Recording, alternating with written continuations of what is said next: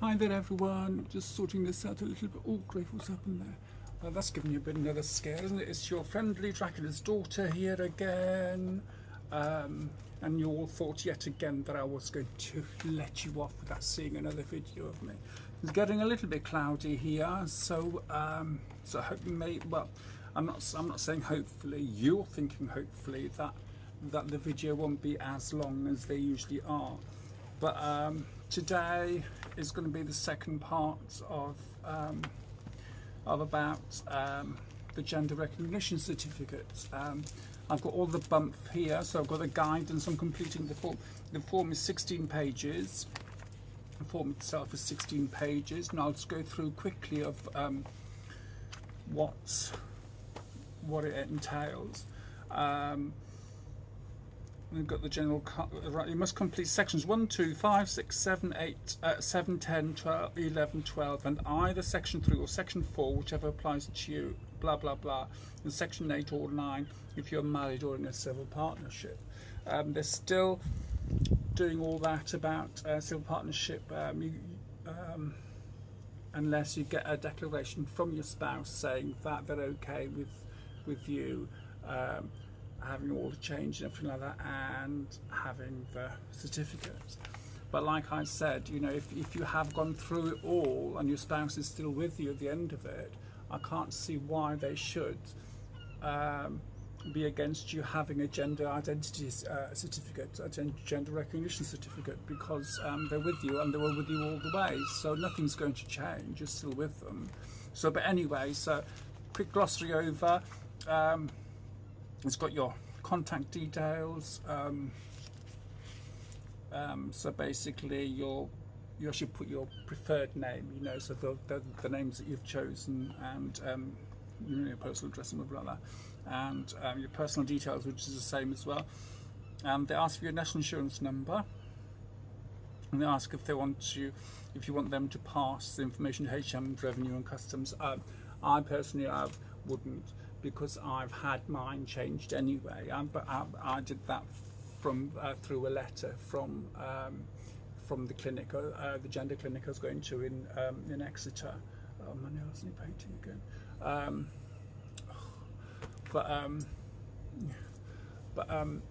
Yeah, so I actually got a letter from them stating that that I was on the journey and to become a trans woman, and I should be given all recognition for that. So I used that to change everything with my national insurance number, the benefits office and everything like that. So you know, look at my nails. I know they're gorgeous, aren't they? Aren't they beautiful? The almond chip nails. So I know I said I'm going to give my nails a bit of a breathe, but I didn't like my nails being so short. So so there you go. Yes, so I stuck them on. I bought them this size, so the colour is that teal colour that I like. So I just put it over the top of that. Yeah, but anyway, so cutting about birth registration information. If you're born in the UK, they need your old name, where you were born, and everything like that. And if you're born outside the UK, they ask for the same thing as well, and time living in your new gender. So they just want to know it has to be 2 years. So Simba's nicking bloody eggshells again. He just loves eggshells, bless him. And of course, as you know, you have to be living in your new gender for at least 2 years, and the way that they find that out is not by spying on you. So every time you walk out the door, go, oh God, look at her, she's not wearing a dress today, she's not in full makeup today. But it's after you've changed your name and get everything signed over, all your utilities, your bank, if you can, even your passport. I haven't looked into that, what they need for that, and that's going to be my next project with the. I know with the driver's license, I haven't passed my test, so I've still got provisional. But they told me that's all I needed to do is get the form, refill it in with the title, which is Ms. now instead of Mr., and send the 20 quid for them to do it. So and I phoned them up about that. So that's easy as P, as it were. So that that bit's okay, but it's just the passport I haven't looked into, but I should look into that. And they need a medical report provided by a practitioner in the field of gender dysphoria. So basically,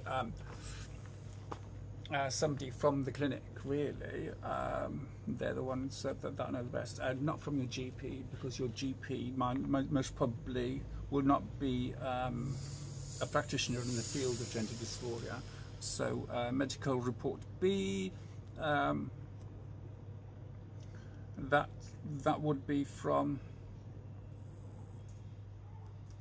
somebody outside, I think. Is it the guidance? No, it's an initial report required.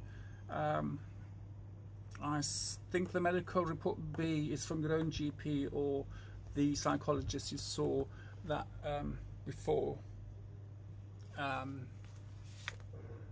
Well, outside of the gender dysphoria or whatever, or gender dysmorphia or whatever. Details of gender recognition statutory declaration. That's basically required to provide a statutory declaration making several statements about your circumstances and your application. Well, I'll have to have a look at that statutory declaration. You have to do that with the solicitor, I suppose. I'm assuming that this form here is not the statutory. Please include the original statutory declaration with your application. So I shall have a look into that in a minute. Applicants' further information, the marriage and stuff like that, which you have to fill that in. Section 9, so payment, and but if you're on benefits, you could get help and everything like that. So checklist of documents. Oh my grief! There's 1, 2, 3, 4, 5, 6, 7, 8, 9, 10, 11, 12, 12 different documents that they need. The statutory declaration, which is what's it? Spouse's statutory declaration were appropriate, yes. So if you're married or in a civil partnership, then that one saying that they're okay with it. I'll look into that in a minute. Original birth certificate or a certified copy. Original marriage certificate or a certified copy if you're married. Same with civil partnership, a copy of a decrees dissolving the marriage or civil partnership if you were married and they need to prove that you are divorced or dissolved. Death certificate if they've died. Copy of all changes of name documents or other documents to show any changes from the name appearing on your birth certificate to your current name. Now I have two different change of name deeds. You can do one online. I did one online that cost me nothing. It only cost me the paper and the ink it print on, and you just get someone to sign it and that's it. So that costs anything. That costs nothing. But there are some that can cost about £600 to have £600 to £800 to have your name changed. But with that, it has to go through a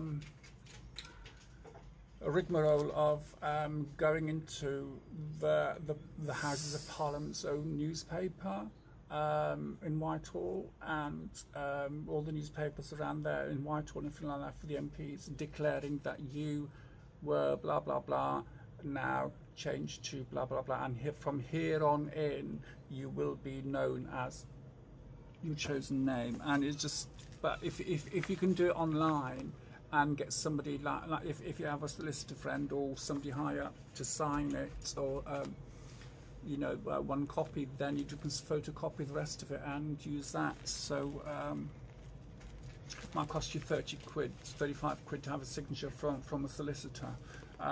Much better than 600 to 800 quid anyway.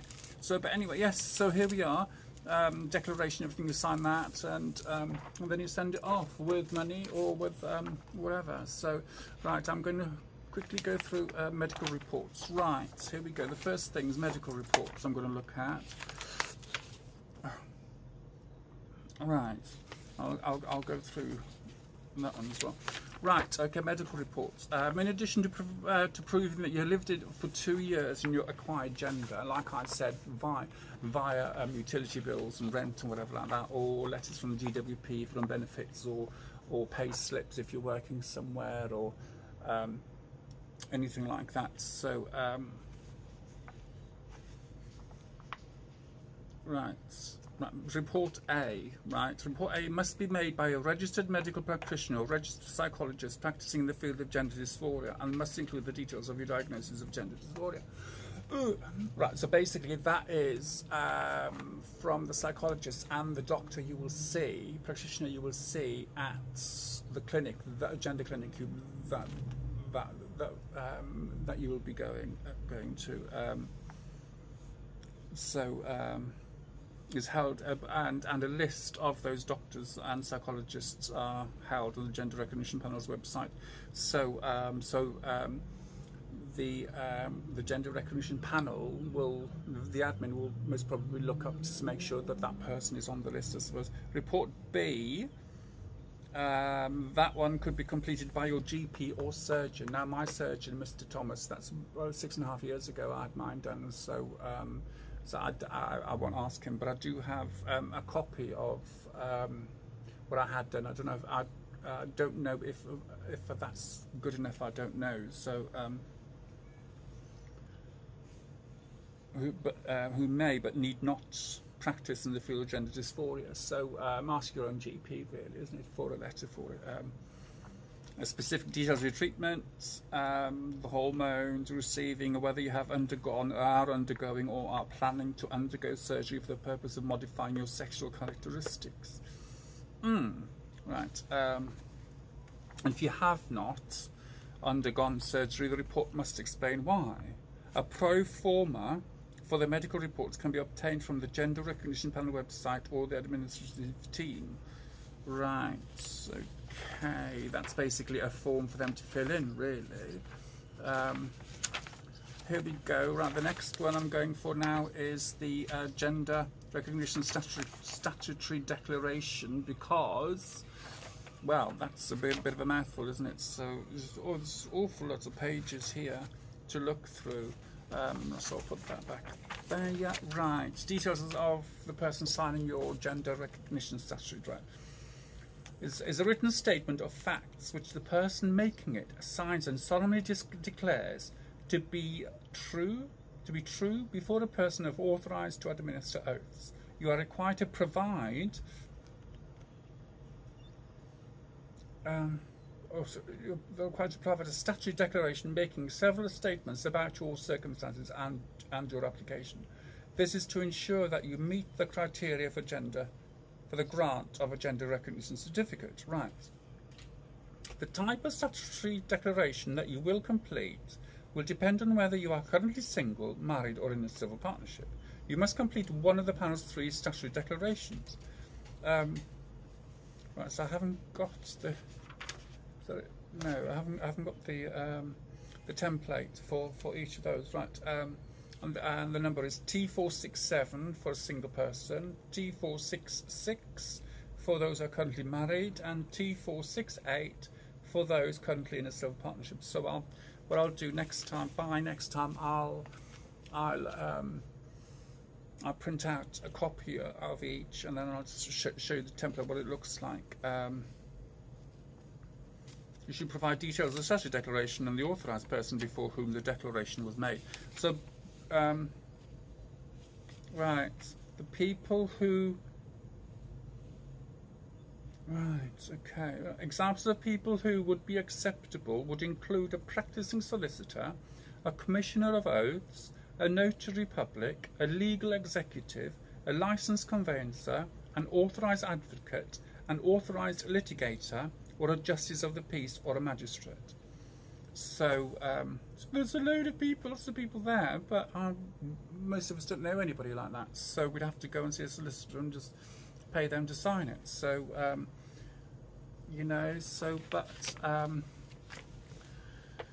isn't proof of having the surgery or actually going through the treatment good enough for them? It doesn't seem like it, does it? So I just, me not understand. Me no understanding. Right, okay, and this is the proof. Checklist of documents is support of your application. Right, here we go. This is what I want to talk about, really, because of all the bump that they want to see is unbelievable, isn't it? So, right, here we go. Official documentation is your driving license, both counterpart and photo ID, and pass. Oh my grief! Right, okay. Right, official documentation is your driving license, both counterpart and photo ID. I don't have the counterpart anyway. So panels, blah blah blah blah blah blah blah blah blah blah blah blah blah blah. Do not send large quantities of documents unless absolutely necessary. But they're asking for the whole bloody lot. So why not? Because if you don't, then you'll have to find out if they're going to get in touch with you, and then you have to send more anyway. So why not get it all done in the first place? So pay slips or HM Revenue and Customs, HMRC documents, such as a P60 or a P45. P60 is the P60 is the one that you get every year saying how much tax you've paid, I think it was. DWP or HMRC benefits or tax letters or documents, bank or other financial institutions documents and statements, letters from official professional business organisations such as from solicitors, accountants, dentists, doctors, which I have, employees, or letters from people who know you on a personal basis. So basically, get people that you know to send you letters in your chosen name and chosen moniker, your chosen title. Academic certificates or documentation, which I do have. Healthcare or identity cards, including a photo ID issued by an official organisation. No, we don't have that declaration. No, sign a declaration saying that you were born. Well, that you were born, really. You know, so just ridiculous, isn't it? So, I'm going back to. Right, so all you know, so most of the stuff is time living in your acquired gender, basically, just to prove that you have lived in that acquired chosen gender. Now, you see, this is where I don't understand where people who have decided not to be identified as neither male nor female, like non-binary, for instance, how are they going to prove that if they are going down the route of having a gender recognition certificate, how are they going to prove that they're neither male nor female, that they are non-binary? So that is something that they'll have to sort out, won't it? So right, I've sorted that out. It's just ridiculous, isn't it, really? All these things that you have to fill in just to prove who you are. And it is totally ridiculous, it really is. Time living in your acquired gender. You know, so it's just, you wouldn't go through all this just for the sake of it, would you, or would you? I don't know. Some people might. I don't know. So they're asking for full thing about your parents' names, your original name that was on the birth certificate, and your parents' name, because well, nowadays it doesn't have to be, but in my day the father's name was put on the birth certificate, and well, because I'm so old, people had to get married, didn't they? And especially if you lived in a tiny little town that everybody knew everybody else, and you know, so but you know, so the name of the father was on the certificate, and my parents got married because my mother was pregnant with me, so she decided to open her legs, and that's her lookout, and she blamed me ever since for that. So that's her problem, isn't it? Yes, not mine. So and that's why she hated me from the beginning anyway. So hey ho. So and now she hates me even more. She thinks I'm disgusting, according to my sister. She thinks I'm disgusting, and she never wants to see me nor talk to me ever again. And funnily enough, because the last time I spoke to her, she was like, "Oh, well, when are you coming home?" And I'm like, "But I'm not." And she went, "Well, come on." She said, I'll find you a house. not far from here, but I still don't want nothing to do with you, mind. And I'm thinking, oh, okay, all right. So, and that was the time. It was it was before I started this journey. Well, I dipped my toe into the journey, as it were. But she asked me. She said, "You're not gay, are you?" And I went, "Why?" She said, "Well, I don't like gay people." And my answer to her was, "We don't like me anyway, so what's the difference?" You know. So, and it is her lookout, and she's turned both my brothers against me, and apparently they're not too keen on her at the moment. So I'm still in touch with my sister. So, but hey, you know, so that's what happens with people. If they're nasty in life, all comes back to them. I feel it's like this thing about, you know, it's like if you give out goodness, goodness comes back to you. If you give out bad energy comes back towards you. And I've always believed that. And when I was younger, I gave out a lot of bad energy because I wasn't happy with myself. But now, I don't know if it started before I got on this journey, but definitely I've noticed definite difference in me since my surgery. I'm more content within myself. I'm happy within myself. I don't have to prove anything to anybody anymore. Not that I had to in the past anyway, but I felt as if I had to. Does that make sense? I've been told that I go from talking like a girl to talking like a boy, seesawing backwards and forwards. I don't know if that's true or not. I've been told that several times, and even with the vocal coach at the clinic I was going to, I only saw her twice, and the second time she said, "You don't need me." She said because you sound okay. So there we go. It's just silly things. As you're going back to that silly thing, it was like she actually gave me a list of stuff and how to talk. It's like, oh, and how are you today? Like that. Apparently, cisgendered women, so like when they talk, they ask a question, but they go up, like that, not down, like guys when they ask a question. So, are you asking a question? So, would you like a cup of tea?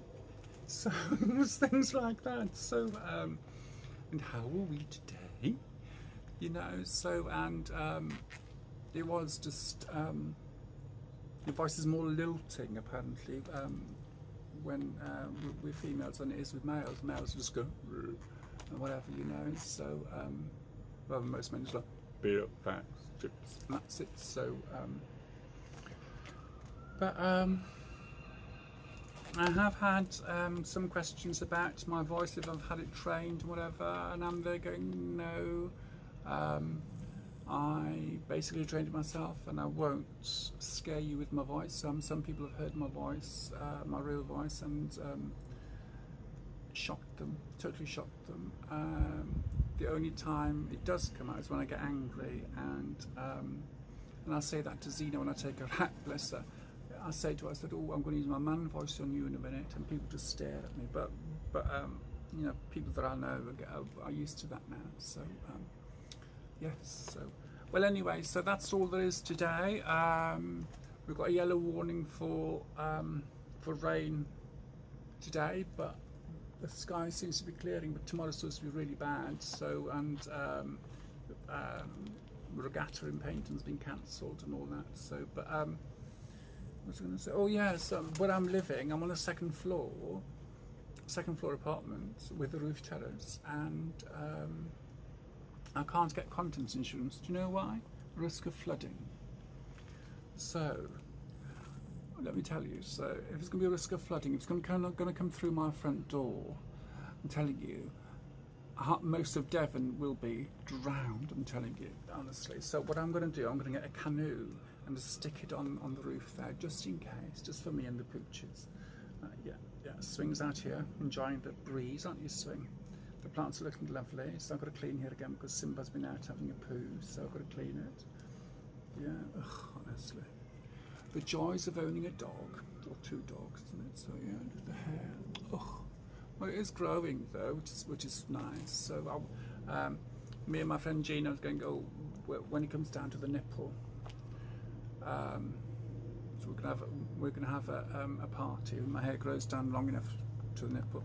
By that time, my nipples are down to my bloody knees. By the time it gets down to there, I can think. But there you go. But yes, and when we spoke about that, we were in local Wetherspoons and just having a cup of coffee, and there was a couple at the other end. It was a long table. We were sat on one end, there was a couple sat on the other end. There was no room anywhere else, and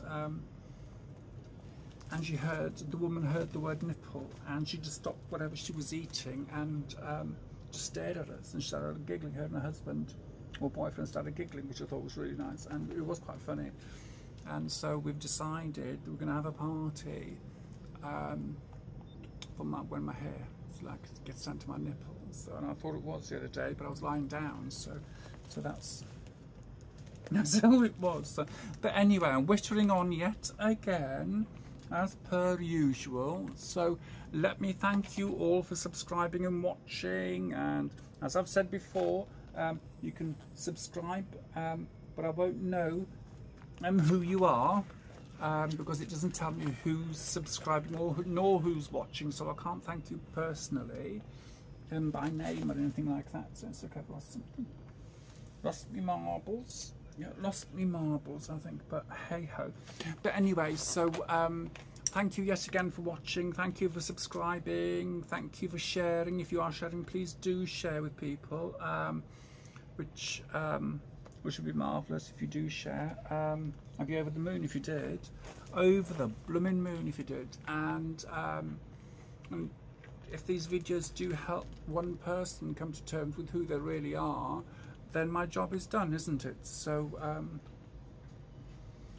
yes, so thank you so much. And oh, by the way, I have spoiled myself. Remember I spoke about a few weeks ago about spoiling yourself and treating yourself. Well, I have done so. I bought some makeup online, so it's turning up this week, hopefully by Saturday. The only problem is one of the items I didn't realise comes from China, and I didn't realise because I wanted more local than that. I wanted this because of the carbon footprint. So that's not going to turn up until September.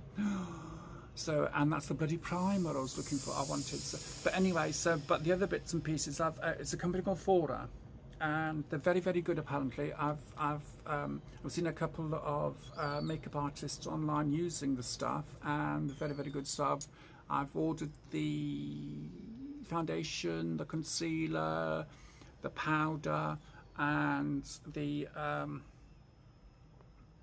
primer. But of course the primer's not going to come up in about 3-4 weeks. Oh, and I've ordered some Huda Beauty palettes, eyeshadow palette as well, which was on sale. So I shall when they've all turned up, I shall do a little montage for you. Oh, what a lovely word, montage. But anyway, so this is getting very long, so I was only going to be a quick one anyway. But thank you for watching, and again, a very long video, and I do apologise, just me whittling on as per. All right then, have a lovely weekend. Well, have a lovely few days, and I shall speak to you all on Saturday. Okay, thank you. Bye.